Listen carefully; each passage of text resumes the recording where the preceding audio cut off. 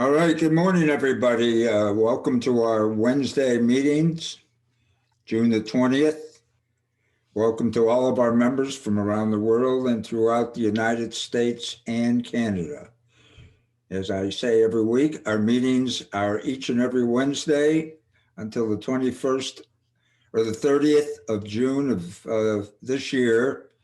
They're always from 11:30 a.m. to 12:45 p.m. Eastern Standard Time. Everyone must be a member to be at our meetings, and that's because of Zoom security issues. We have 44 weekly meetings a year and one of the strongest Mac user groups as far as activity in the world. Our classes have begun. They started last Saturday. We had about 93 that were signed up for the class. So if you haven't signed up for our classes, please go ahead and do it. They're filling up. We're way ahead of last year as far as signups are concerned. The first class, which was supposed to be a couple of weeks ago, was changed until March the 20th because our instructor became ill. And we haven't basically heard from her, so we now have Dan Wazink of Dan's Tutorial that will be doing the Zoom class, and it was rescheduled until March the 20th. This coming Saturday will be our second class on the Big Sur by the instructor, Jeff Bohr. Like I said, his first class had the largest turnout of any class we've ever had in the Naples Mac user group. And I just wanted to announce Marilyn will be back with us. She teaches every year, usually the iOS OS classes. So on January the 30th, she'll be teaching the Apple iOS 14 class. And on February 6th, the iPad OS 14 class. So make sure you get signed up for those classes. Here's a list, and I will be doing the video either tonight or sometime tomorrow, and these will be listed in the video. Eckert is our Zoom and class registrar, our Zoom genius. And he works really, really hard on putting these classes together and does a lot of the background work. Make sure you guys all get in, you're all signed up. Last minute problems are resolved. And we really appreciate all of his hard work.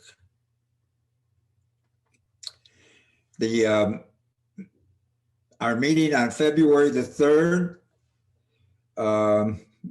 will be done by Ed Evans. Ed is taking a shot at running a monthly Monday or Wednesday meeting, the first of every other month. And he's a member of the group and a board member and a Final Cut Pro expert. So he'll be with us on the 3rd. On the 27th, which is next Wednesday, is our 37th annual meeting. The group is older than 37 years old, but as far as our bylaws are concerned and so forth, it appears that we officially started 37 years ago. To show your support for the board of directors, I hope everybody's there. We're going to talk about a lot of the great things we accomplished last year. We never missed a meeting. With Eckert's help, Sheeta's help, and everybody on the board's help, we have never missed a meeting at the Naples Mac user group. And we have continued on, and Zoom has been very good for us, and all of our members seem to enjoy the user experience. We will be making a very, very surprised announcement at this meeting. So I would encourage everybody to be there to hear about this great announcement that we're going to make. This is going to, we really appreciate if you come to this meeting because we really want to share with you and hear from you things that we can do to keep improving the club. Today's meeting is Genealogy with Wayne Mertz. Wayne is our professional genealogist genius, and he usually has a meeting every spring or during the first quarter of every year. So welcome back, and we're all looking forward to this meeting. Thank you. It's all yours now. Thank you, George. Oh, by the way, thank you all for attending. I know that we're in competition today with the inauguration, but it appears we now have 44 members, which means we'll probably have a total of about something in the mid 50s. So we thank you for coming, and you'll be able to see the inauguration at least 1,000 times in the next couple of days. Good morning. I'm Wayne Mertz. I'm a member of Naples Mac User Group for about 5 years. I'm not, as George said, a professional genealogist or an expert. I'm a hobbyist, and I'm also an amateur at this, but it's something that I really feel strongly about. It's helped me learn more about where I came from and why I feel like I do at times. My presentation is about things that work in your journey to researching your family that have worked for me. And let's see, I'm going to switch this. The things that we all have question about is, could be, if you think about your family history, where were your great grandfather and your great grandmother born? You probably know where your parents were born, and probably your grandparents. But then you might not have known your great grandparents very well. Where were they born? Who were their parents? How did they come to the United States? What was the United States like when they arrived? What did they look like? Any pictures? 1,000 other questions. A couple to me was a name change. My family history did not have Mertz in it at all up until my great-grandfather, till 1900. And DNA has provided a new spectrum on genealogy, genetic genealogy. And in my reports, I've done about 3 different tests. I have a person named IC, and people have been asking me, who is IC? I don't know. So we're not going to talk much about DNA today. That's for maybe a future presentation. But IC is more my first cousin than anybody that I know is a first cousin. There's more connection DNA-wise to her or him. So let's go on. The agenda today is I'm going to do a little background as to how I got involved with this. In industry accepted reference books I'd like to show you that are used throughout the industry. Successful research methods will be discussed. Genealogy software that works on Apple as well as the Windows-based programs. How do I keep up to date with podcasts and YouTube? So I'll make some suggestions there. There is a unique way of searching when you focus on genealogy that really can get you back into your ancestors' world. And I want to make sure I get that in. And then tips and methods for helping break barriers. I've got 3 different expert comments on that. And finally, something that when I did the presentation last year at Naples Mac User Group, I left the next morning for Roots Tech 2020. This year, it's happening again, and I'll tell you how you can register very easily. It's a virtual one. Okay, onward. This is an image, a drawing, a representation of New York City in approximately 1880, and it's in the where people came into the United States. It Wayne, wasn't Ellis Island. Yes, Wayne, are you sharing your screen? We don't see an image. I think so. Oh, Nope. oh, all right. Let me go escape here. Share screen. Share. All There right. you are. Much better. Okay. That's good. Now I got it. So this image is on the bottom of Battery Park in New York City, where it was done. And it kind of expresses a lot of things. In the center is this girl that's wondering, what am I doing here? This guy's trying to explain why they're there. And here's other families with young children all around trying to get into the United States. And it was a really difficult process to get into the United States from around the world. My particular focus on genealogy came about when in upstate New York, 25 years ago, someone pointed me to an old cemetery, and it was an old city cemetery, and it proved to be very confusing because 60 graves were my ancestors, but only 3 or 4 were in the surname of Mertz. So that was very confusing, but it turned out to be a treasure chest of family history.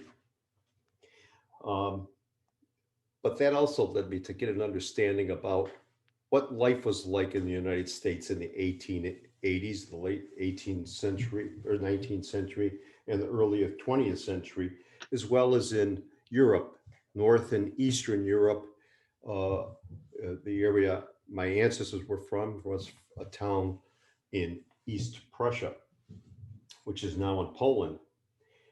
And my father and my older brother and I traveled there in this town of about 30 houses. Our family had lived in that town for a century, for 100 years. I learned about their local history, about New York's local history, upstate New York, migration methods, the routes they took to get to America, and what really motivated them to get to the United States, to America. This presentation is not about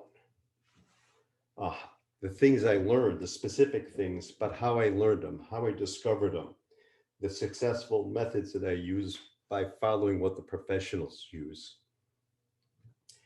So that's the background, and I want to bring out these reference books. I told you about the agenda.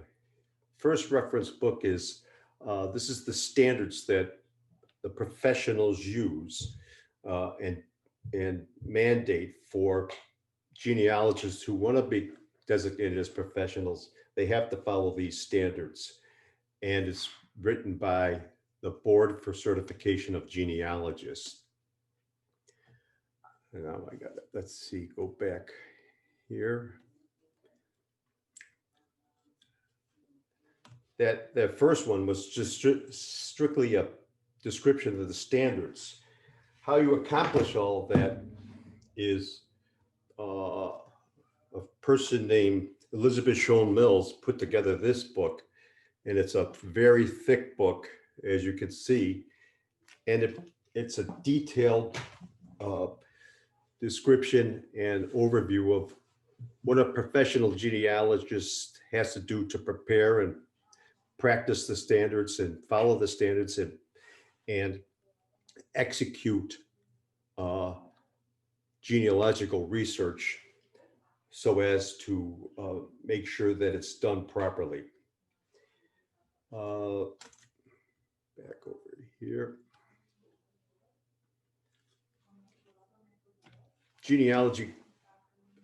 genealogical documentation.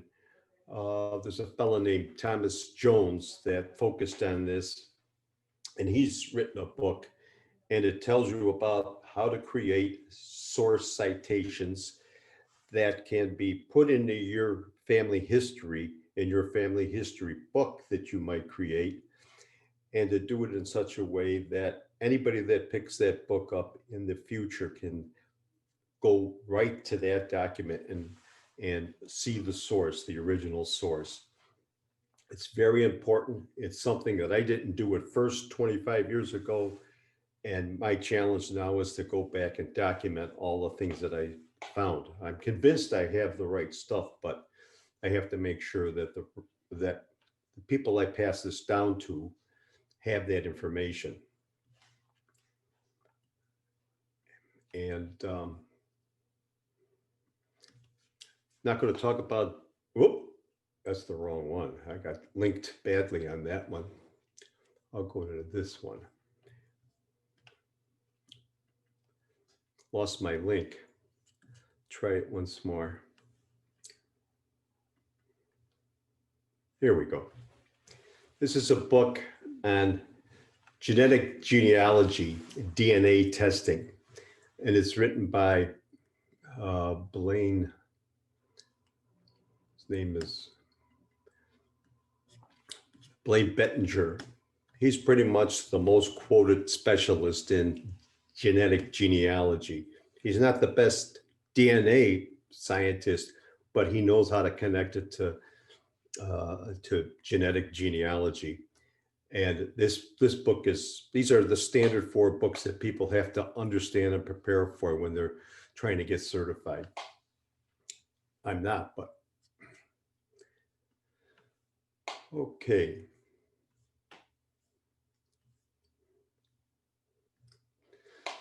So there's another book, and this book kind of takes together all those 4 books and makes it a practical application in something called Research Like a Pro. I'll show you the book here. Research Like a Pro was written by Diana Elder and Nicole Dyer, who's her daughter, and it is accessible online and is one of the easier books that I use to understand all the things necessary for creating a family history that everybody can follow. Their approach that she created was to create a research objective. After you've done the basics and gotten into put together a general structure about what you know, who you know, now you got to find out about the people you don't know. And you come up with a specific objective. It might be to find the parents of your great-grandfather, great-grandmother. Excuse me for a second.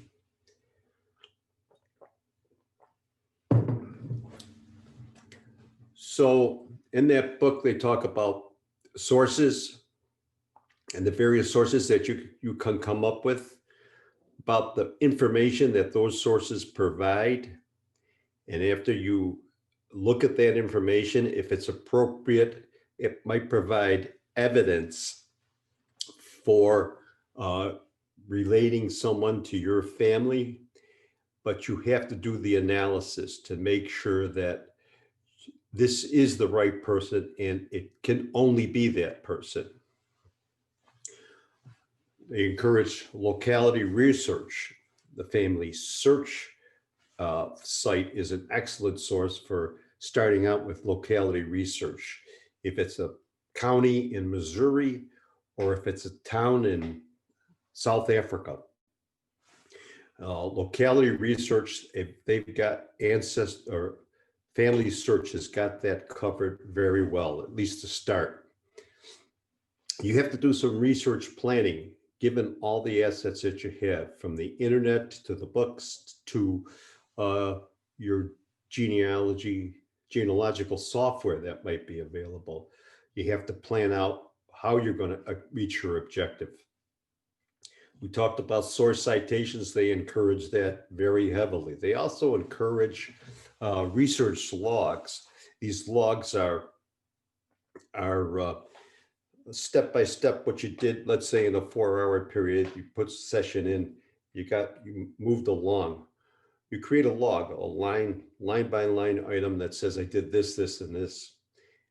And you retain that so that a year from now or 5 months from now, when you're going back on that person that you're trying to research, you can look and not waste time by trying to go someplace that you've already been.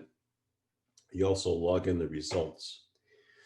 Report writing is important to them. It's report writing in the sense that you get all the details correct on your family history, but also that you write some stories about them. And those are always really what the outcome of all this should be, about the unique stories related to your family. Elizabeth Schoen Mills, and I see this all around the internet. Sources provide information. And that information from which we identify evidence for analysis. Evidence doesn't mean that it really fits. You have to analyze it. And that's where professional genealogists are very helpful. I want to show you the software capabilities of the software options that we have, not only for iOS, but also for Windows. And I'm going to discuss these points in this site I found on Wikipedia that looked to be quite good. You know, Sheeta, part of my presentation is covered by the pictures. How do I move those pictures so I can? Where are the pictures? On the right side. Are the pictures on your desktop? Yeah. You know, everybody's, oh, I know what I could do right here. I got it. I'll just put one. Okay. Thanks. All right. This is the genealogy software. This is an excellent site. It's almost up to date, but it's maintained by all the people that read it. And I looked for, my main objective was to find something that is related to Apple. And they all cover Mac OS, but how many covered iOS? And it's important to have my family history right in my pocket wherever I go, because you never know what you're going to run into, or if you're at a library or a town and you're doing a little research, you can use your phone. So these are the ones that have Mac OS, iOS, and Mac OS. And they start with Roots Magic, become really well known lately, and they go up. I remember that a lot of people use Family Tree Maker. It does have Mac OS. I remember that at the last presentation, but it doesn't have iOS, and I wanted both. Here are the ones that are available to do that. I started out with Family Tree Maker 15, 20 years ago, and switched to Reunion when I really got focused on the Mac. And now Mac Family Tree is the software that I use. The features that I like on this are on any genealogical software are chronology view, which means it creates a timeline. A timeline is very important for the person you're looking up to see when they lived and how the other people related to them as far as age go and who was alive when they were alive, as well as you put in world events so they know what they were dealing with in the world. Fan charts are excellent ways of looking at your family tree and preparing your research. Research Manager, what are you going to do next? And how do you accomplish these overall objectives? They come up with recommendations as well as specific guidance as to, if you want to do this, go to the census. If you want to do this, go to get the birth certificates, etc. Mapping also is when you put out locate your ancestors on the map of the United States and the world, and you can see who else was there, where they all came from. These are other genealogical features, things I liked about witness to events. Often you get a certificate and you don't look at the witnesses that closely. You don't recognize the names, but pretty much they're going to be related one way or the other, either through marriage or through some other relationship. And they might be neighbors, but people often lived and traveled to the United States together, especially when they first arrived. So witnesses to events is a good source for treasures, for sources. And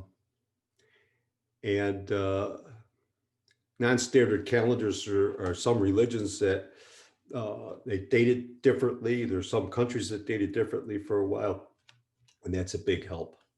Languages. The other thing I want to mention, this software is for your Mac computer or your computer. It is you put the information in, it's your property. There are other very effective sources to put a family tree together, and they're online. You don't own that. When you put it in there, it's theirs to maneuver with. And these are the software as a service types of websites that can provide family tree information, provide family tree structure, but you don't own the information. I do both. I put different branches on these on a site or two so that people can make comments on it. The social side of that is very effective. Okay, that's the software. Podcasts. This is the way I keep up to date with things that are happening in the world of genealogy. The manager of podcast app that I've used is Overcast and Downcast. Both excellent ways to manage and update, get the current podcast going. This is connected to the book, and this is the same people, Research Like a Pro, and very well prepared and very meticulous in how they make a presentation. And I don't like people wasting my time. That's why I follow that one. Same thing. Next one is Extreme Genes. This fella's been in the business for a long time. He understands what genealogists want to know. This is Scott Fisher, I believe. And I encourage the use of that one. It's helped me a lot. Ancestral Findings is, I'll quote that again, but on this one, their podcasts are well done, professionally done.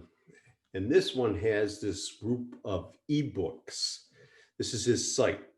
These books they're just so informative about a wide variety of things and how you acquire them. I already downloaded. How I acquired them is I made a donation to the site, and the donation could be for all 20 of these books as little as $5. And they're excellent sources for understanding certain parts of genealogy that would be difficult to find otherwise. That was Ancestral Findings. Generations Cafe is done by a person named Amy Johnson Crow. She doesn't do it regularly, but when she does, it's very informative, and she's up to date. Amy Johnson Crow has the Generations Cafe podcast.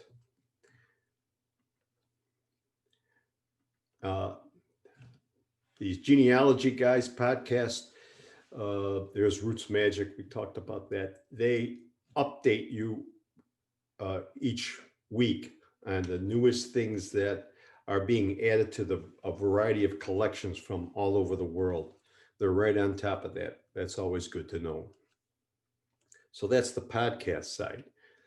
Now the YouTube channels kind of connect to the websites also. But Family Search is one of my regular stops.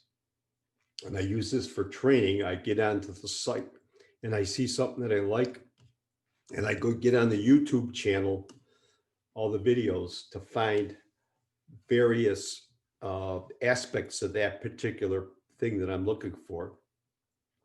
And this is one of the best sites for doing research, especially to start, is with Family Search. Next one is Ancestry. Now, it's the same concept. You get into the videos and you learn about how to approach a particular challenge or subject. And Ancestry is a monster site. In fact, you may have heard that, I think it was August of last year, that investing firm, Blackstone, purchased a controlling share of Ancestry. They were calling the shots now. And the value was at $4.7 billion. It's with a B. Genealogy and Ancestry is big business. Especially with the COVID environment that we lived in, it's a big go-to site. Genealogy TV, this is somewhat of a more commercialized site, but she does a very good job, gets the points across very quickly, doesn't waste time.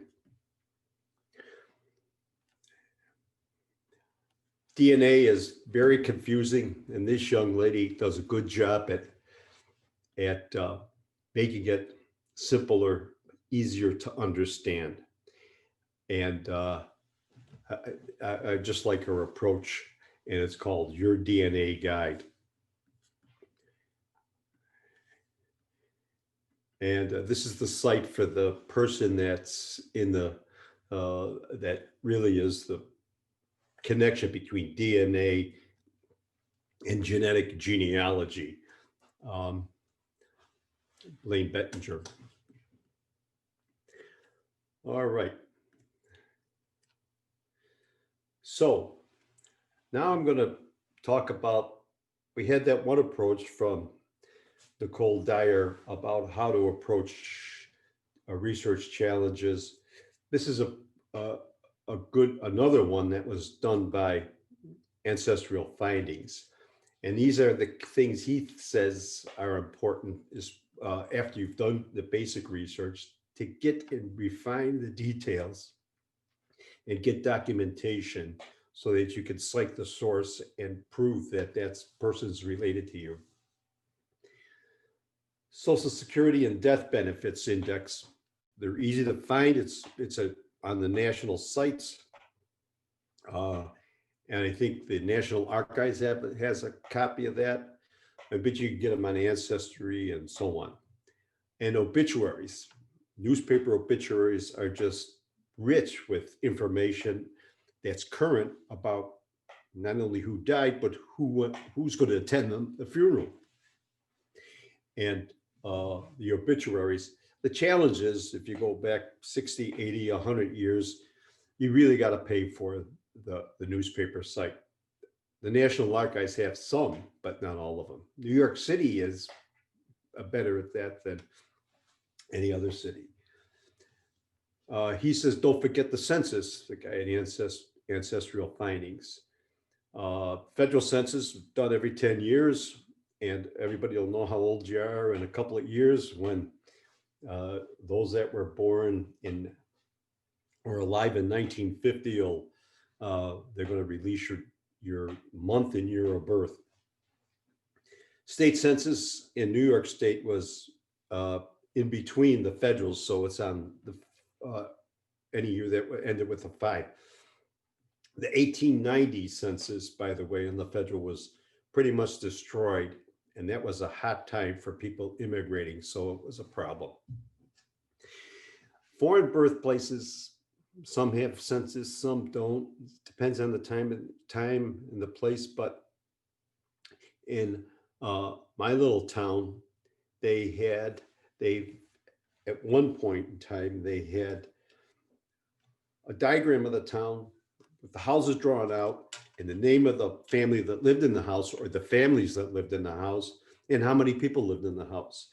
It's not a census, but it's good information. You could always look for that. Ancestry Findings says, use your iPhone, bring it along when you're on any effort to collect information. Record interviews, and also either phone interviews. I think with the iPhone, you can record a phone interview, and you could take pictures of digital documents. Some libraries don't want to say no photography, but that means no flash. You could use natural light and take pictures of the documents. This is a site that's difficult to get your arms around, but it has a lot of family Bibles and details about people all over the world. It's called WorldCat. And this one has collections. This is a network of world libraries that have information on a lot of things, but genealogists have found it to be an excellent source for finding little treasures about specific families. WorldCat.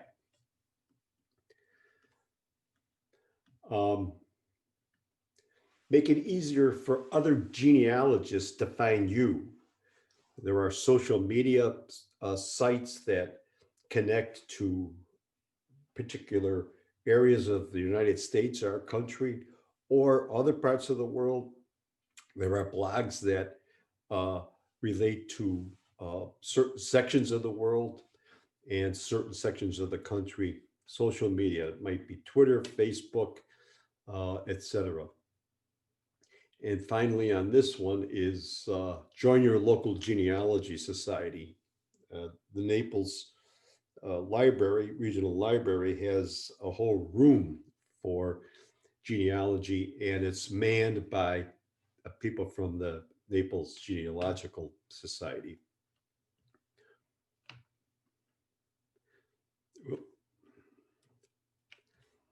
All right, yeah. So Amy Johnson Crow, I listened to her podcast. She came up with an acronym to help you process some of your research. It's called WANDER, W-A-N-D-E-R. What do you want to find? That's that concept of making a specific research objective. Analyze what you already have.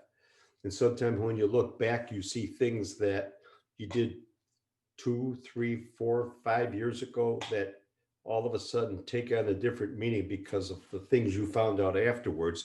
And when you relate it back, you find out, oh, there's that witness. Now I know. Notes what's missing. Where are the holes? There's missing a connection between a couple of families and so on. Discover new records. Once you figure out what you need, look for those records based upon all the things you've learned on using the various sources for information. And then, of course, you analyze and evaluate everything that you have. And if you've solved your problem, you go to the next problem, or you repeat as necessary to get it done. Elizabeth Schoen Mills, her writings are all over the place in genealogy, but she coined this concept called fan club, friends, associates, and neighbors. And if you can't get a specific birth record for an important person in your tree, you can you get the people around them, and they include immediate family, extended family, others with the same surname in the town or the area that they lived in. Witnesses and informants, we talked about that. That's often that's recognized in some of the software. Executors for probate records, estates, signers of affidavits, military pensions, particularly from the Civil War, and businesses and other associates. This neighbor concept, I've picked some things up that I never would have expected, but I looked at the families around. There was one street in upstate New York where the church bought up a number of the houses, and they were the landing point for people that just came to the United States. They worked them into the neighborhood, but first they had to find a place to stay. One house had 6 extensions, one set of rooms after the other. So look up on the census and look up and down those streets. So I want to see if I can get through this. How much time we got? Enough time.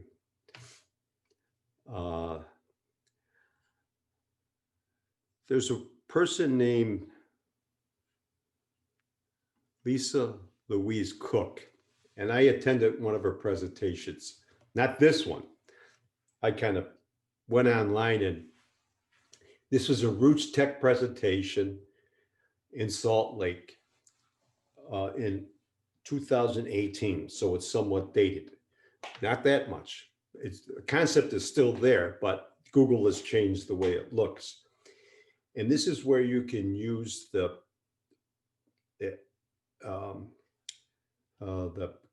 what do they call them?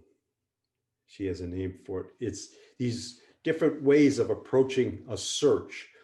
If I put in Wayne William Mertz, Buffalo, New York, I would get at least 700,000 connections, because it would be New York, it would be New and York and Mertz and Wayne and Buffalo, and way too much stuff. She's really focused in on straightening that out. And Google is an excellent tool to find out what the connections to your ancestors. Not too dissimilar to the ideas, find out what you have, use Google tools to flesh out the details, and finally, so you can tell a richer and more complete story. Quotation marks was her first approach. If you type in Egert Goda, you get a certain, you get a certain set of things, but when I put it in quotes, you get way more focused of a search, and it has to include those 2 words in that order, and you're going to eliminate a lot of wasted time looking up the other ones. So she had, Lisa had these pictures or understanding about an event that took place, and there was the name Solomon, and the city was Tunbridge, I think it was in Scotland. And it was the first horseless carriage exhibition, but her relative was one of the persons involved in that. And that's what she focused on in this next one. Tunbridge Wells, horseless carriage, and the name Solomon. And she came up with 522 hits versus the hundreds of thousands, if not a million, that you would have gotten otherwise. So you put the quotes in, 3 sets of quotes. And this is one of the things she found was this, in this newspaper, a complete description recently written of that event. It's a wonderful way to get to rifle right in on what you're looking for. The name of the manufacturer of that was this carriage, Windover Carriage Works. And there were 17,000 when she put in Windover Carriage and the town of Huntington. She's described that Huntington has a lot that town is really popular in Canada, and she didn't want to know about Canada. So she put the minus sign in front of Canada, and it narrowed it down from hundreds of thousands to 17,000. Another operator is the asterisk. That's the word I was looking for before, is asterisk. These are like wildcards. And you put an asterisk in at the end of the name. My name is, ancestors were named Zelinsky, Zelinsky, but they didn't have a lot of hits. What I did was put an asterisk, SK, Zelinsk or Zelin, and I came up with much more closer hits by using the asterisk. And here's an example of an asterisk where right here, Harry Cook, I think he was the owner of the company, or the person that was involved with that Tunbridge Wells. That's one of her ancestors. She put that in there because there were way too many hits otherwise, and she narrowed it way down. And the final one is this num range.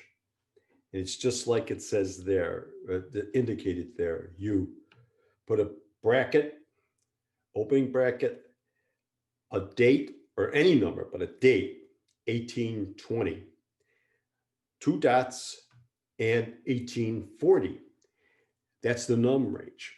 And hopefully, if you're on a genealogical site, you will get only those that relate to whatever operator you had before that and that range. I'll show you the example of it. Horseless carriage, Tunbridge. She didn't know the exact date, but she put that in 1893 to 1896 and 2 dots. And she came up with a very controlled database that she could manage, and much more rewarding. You can waste your time with hundreds of thousands of other websites, and it's not useful. And she found these pictures when she got and that was her great-great-grandfather or something. So you take those operators, and let's say you don't find anything, it doesn't hit. But that doesn't mean something else isn't going to come down the road at Google where they might reference that. Like anything else that's done on the internet, tomorrow is different than today and different than yesterday. So Google Alerts, this is the way it looks now, but this Google Alerts concept is you could type in Google Alerts and you will be on the page that says create your alert. You type in what you want, use all the operators, the quotes, use the asterisk, use the number range, and post it like that. And tell them when you want to, how often you want to report, and it'll do that. It's like Lisa said, it's like having an assistant checking the internet every hour about if there's any hits on your search. This is Google Alert, and there's that same thing. And she got one of these more information about that event and her great-great-grandfather from a Google Alert. She says it's like when you have a roadblock, you keep shaking the trees, and Google Alerts are doing the shaking. I was astounded when I put in that little town of 30, just recently put in that town of 30 houses, how many pictures I got when I put in Google Images. It's not, I don't think it's this way. Just put in Google space images. You'll get on the site and you put in a specific search with the operators, and you might be amazed at what you come up with images. Search, yeah. So she put in Windover, that was the name of the manufacturer, carriage in Huntington, and she came up with a whole series of images and pictures in fact, that was apparently a rendering of the factory. how Google finds images. They take the photos and then they search in the description and around the image. They would search for words that might point to Windover or other things that you're looking for that you've specified. Google Images. They not only do pictures, they do maps, drawings, engravings, paintings, postcards, charts, graphs, and clip art. Don't forget about copyrights. And hopefully I won't get in trouble doing Lisa's thing. Google Books is another one. You can get into Google Books. And this is where some people have put, Google has gone into a library all over the country and they've gotten family history Bibles or books and presented it. They scanned them and they put them in and you might get a hit on Google Books. So I think, let's see what the next one is. So that concludes the presentation, but all the people that are watching and all the people that may look at this later on, I want to say that upcoming next month, at the end of next month in February, is Roots Tech 2021. I described it as I opened up, and it is an excellent genealogy seminar that is really big, and they have professional speakers from all over the world. This year, it's going to be virtual, and as you can see, it's free. It was expensive for me, but I've already logged in for it. But the presentations are going to be from different that affect different parts of the world, and they're going to be rotating around the world for 2 or 3 days as the presentations are made. So in Europe, they're going to have the British are going to have it at their time, their comfortable time. That's the way it is for the whole world. So if you want to watch a Brit one, you're going to be staying up late. Or Australia, you're going to be getting up awful early. All in all, especially since this is virtual and you can watch it in your living room or your den, just register for it. And I encourage anybody that's interested or has done work before to get involved, and you'll get the whole agenda of what's available once it's published. So that concludes my presentation, and I'm more than happy to take some questions. All right, does anyone have any questions? If you could raise your hand or put your question in the chat, we'd be more than happy to call on you.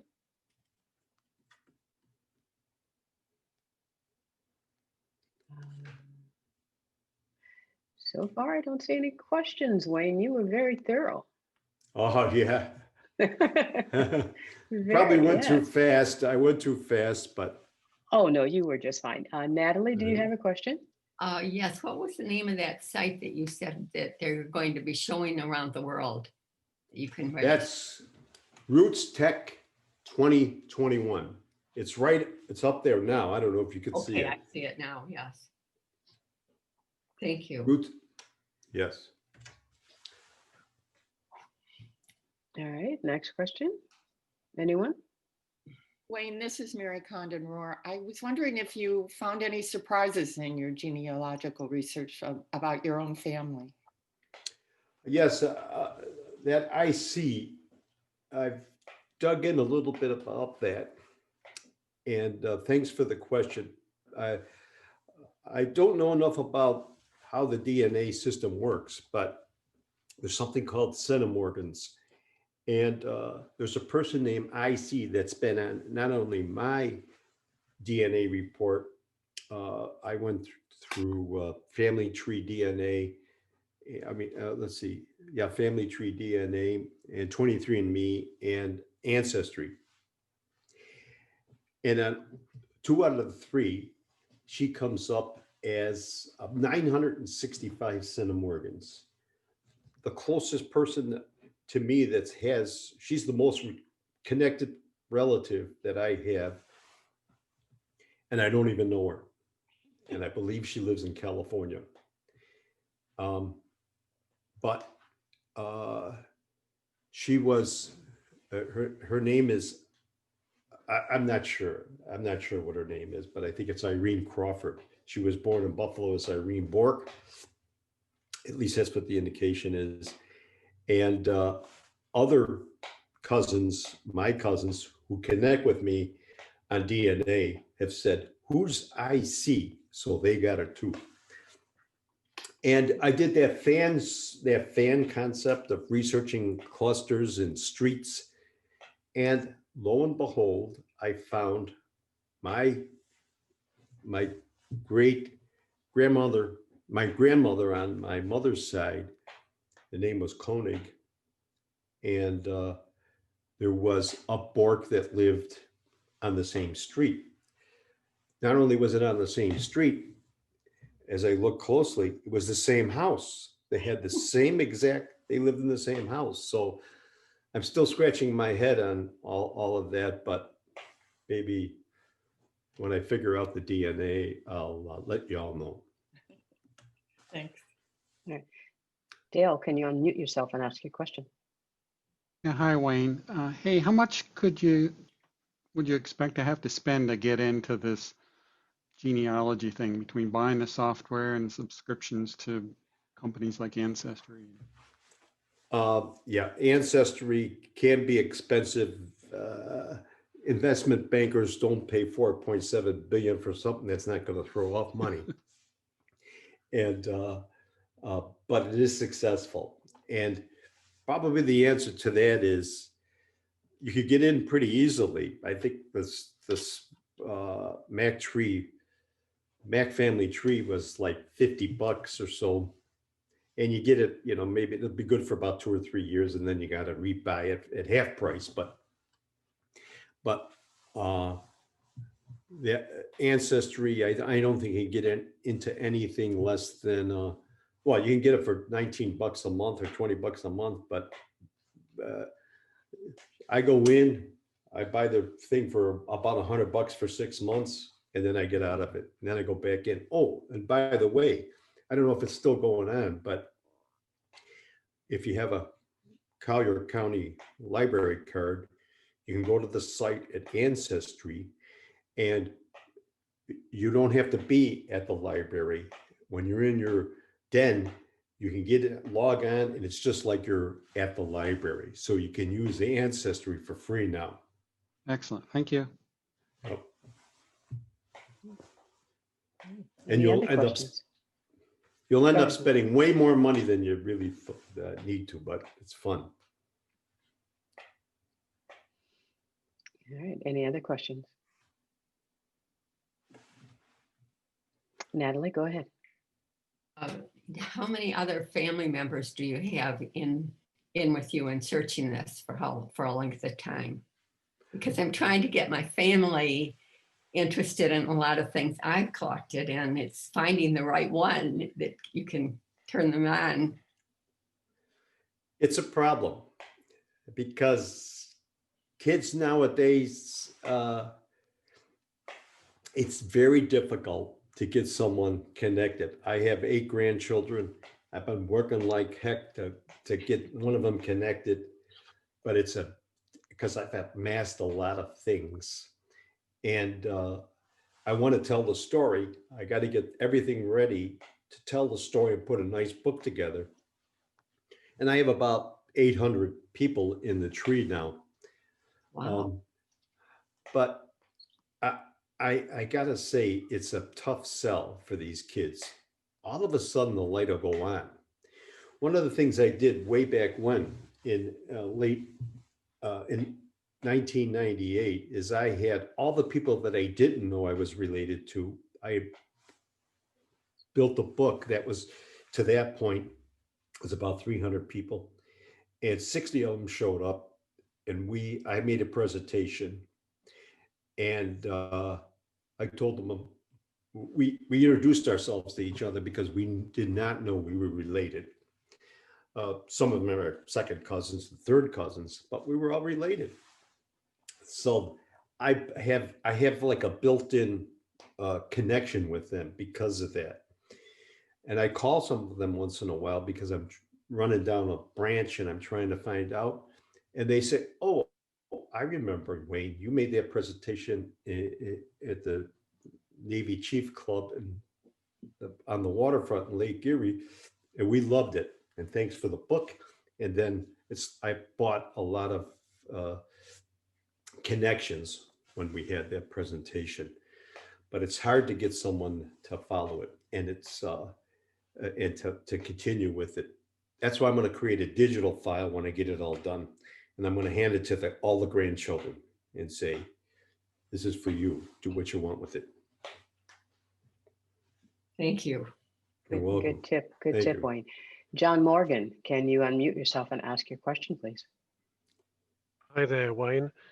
I'm in Europe, and there may be a chance of finding heraldic sort of family connections. I'm wondering which of these softwares is good at recording titles and heraldic patterns and stuff. Well, I would say get on the Roots Tech seminar list, and you may find it.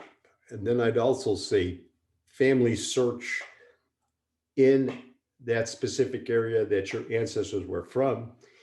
You could do the local research right on family search, and that's so beneficial. And also to put in quotes that particular term that you talked about, put it in quotes. Thank you. You're welcome. All right, Richard Cox, can you please unmute yourself and comment on what you put in the chat?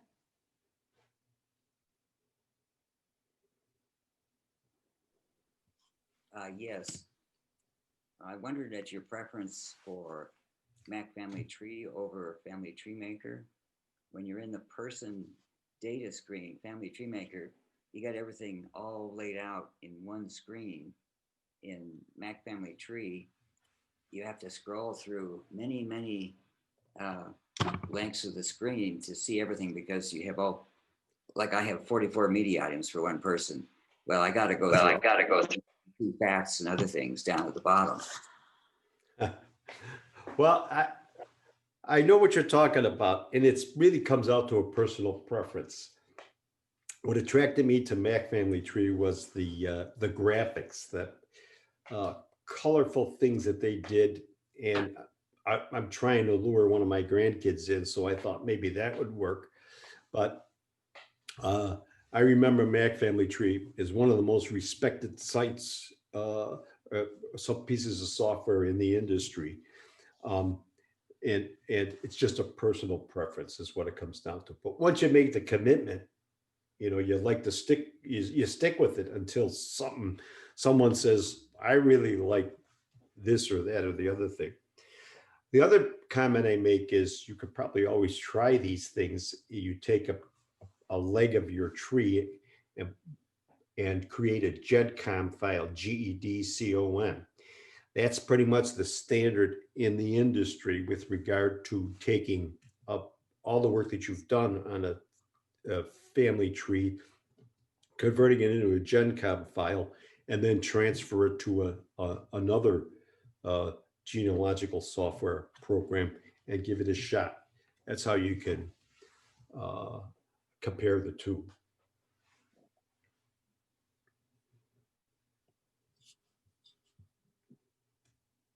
I guess I have another question. Natalie, go ahead.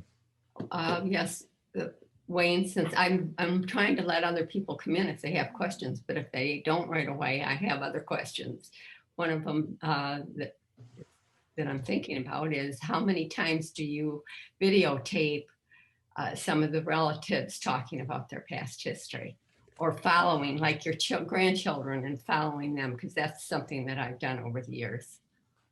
Well, that's an excellent way. And all of these presentations say, find the oldest relative that you have, try to convince them to sit down with you and talk about the family history in the past, and either video it or record it audio, Shoot.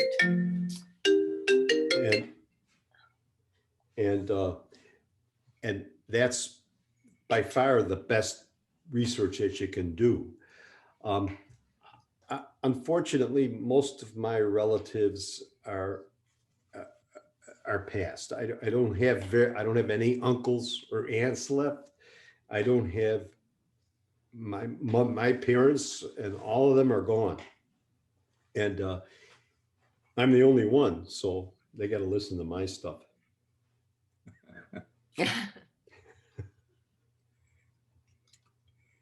I've lost you Uh, on my computer. I've lost you because of that phone call. Let's see. oh, I can hear you. I can hear you too, so I guess that's what matters. But I know that I had compiled a lot of information, and in the beginning, getting into this was sending them VHS tapes to my mother-in-law. And as soon as I sent her the first VHS tape, she said, "Don't ever send me another present. When is the next one coming?" So back in the 80s, I was trying to make a tape for her, for a 2-hour tape every 6 months. And later on, she had a stroke, and my husband set this small videotape up in the room where she was being cared for at a care facility, because she could only hear and see, but she couldn't speak or move around at all. And the nurses came in every 2 hours the last week of her life and played those tapes. So that is kind of really what got me into it, because I realized that they had value even to the end like that. Well, somehow you got to make sure that you get that video tape, that's on magnetic tape, and get it digitized. So Well, that I transferred about 500 into DVDs, and now DVDs aren't being used, so I need to go put them on hard drives. Yeah, and that's right. That's a lot of data. So you've got but those are great. And in 20, 30, 40 years, people will be delighted to watch that. Yes. And they'll say, "What a great aunt I had." I don't know about that, but I do Wayne, know that. Yes, Wayne, does it seem like people that get interested in genealogy are in most cases seniors? that's for the most part. When I went to Roots Tech, it was, the average age must have been 50, 60 plus, 60 plus, 50 plus. The younger folks, they've studied it, they followed it, and there's a way to become a professional at it, and to have it as a way of income, especially people that aren't the primary breadwinner in a family. And you can really do a lot online now compared to when I started. Every year there are more capabilities, and but George, to the question is, this is a senior thing, and I have found more time now. I used to put it away, and then I get it about 2 years later, and I get going in it, and I put it away. But now I can really focus on it much more. You said your grandkids were not that interested. What about their parents, your actual kids? There might be an opening there. In other words, as they get older and they have more time around, and they can create their own schedule, there is some interest in there. So, but I'm going to hook one, and And it'll be a big catch when I hook one. Because once you get the bug, you can't get rid of it. About the media that your content is on, one of the things that you really need to be proactive about is to pull that media into present form. It's like you were talking about, you have Medium on VHS and then you have it on DVD and you want to make it digital. Even some of the footage that I had several years ago in QuickTime eventually stopped being recognized because of the different operating systems. So you have to pull that medium forward, even if you want it to just sit around, but you have to pull it forward with you with the new updated systems. Otherwise, some software may not be able to recognize that digital media. So that's really an ongoing issue. You have to keep moving it forward. I do remember one of the podcasts talking about a website that does that for you. I don't have any details, but you could do the search and you give them a database and they'll retain it. They'll store it for you on site and it'll be up to date. That may be, but I think you're better off making sure that you pull that because you don't know what proprietary system they're using.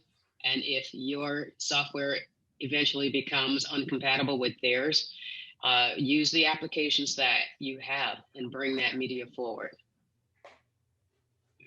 Just my suggestion. Yes. Okay. Are there any other questions? All right, you have 2 minutes. Wayne, I don't have it. Yes. do you have anything further to say? Go ahead. No, nothing in. That's it. All right. Well, listen, we really appreciate this meeting, and it was interesting how the questions started coming in very slow, and then one question seemed to create another question and another question, and that's the way many of these meetings work. But we really appreciate this, and we try to have Wayne talk about this on a yearly basis. So if those of you stay interested, but I find it very interesting because there's a lot of things that I have done over the years that I wanted. I assume that there would be some interest from my grandkids, and it's very frustrating because there is not. And I'm not sure I'm going to be around when they're 90 years old. So you're just going to leave it someplace where it'll be accessible so they can get to it when they do get interested, if they do. I might say to that, George, local genealogy societies might take family history information and perpetuate it, at least in the archives. And they're always connected with local libraries.